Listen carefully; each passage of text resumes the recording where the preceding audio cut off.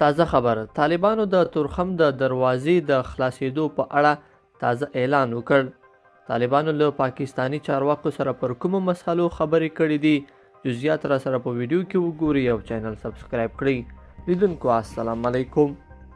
په اسلام آباد کې د طالبانو تر کنټرول لاندې د افغانستان سفارت ویلي دي چې نن به د تورخم دروازه بیرته پرانیستل شي.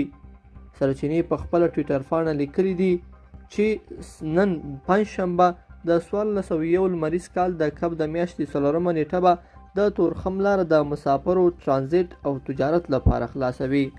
د تورخم دروازه وړمه ورځ د طالبانو د ادارې له لوري د هر ډول تګ راتګ پر مخ تړل شوې وه. طالب چارواکو په یاده دروازه کې د ژمنې خلاف افغان ناروغانو سره د پاکستان د همکارۍ د ژمنو په نه عملي کېدو تورن کړی و. پاکستاني چارواکو بیا په دې اړه څه نه دي ویلي. په ځینو راپورونو کې له تورخم څخه د پاکستاني ځواکونو او طالبانو د نښتې او پکې د یو طالب امنیتي کس د وژل کېدو خبر هم ورکړل شوی و. طالبانو د وژل شوي کس د عکسونو او هویت له افشا کېدو سره بیا هم دغه خبر رد کړی و.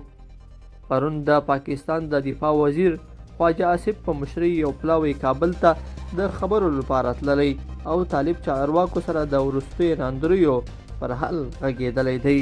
لیدونکو په دې هیله چې دا مطلب به مو تر پایه لیدلی وي. کومه ویډیو خوښه شوې ویډیو لایک کړئ او چینل سبسکرایب کړئ. تر بیا ښه وخت.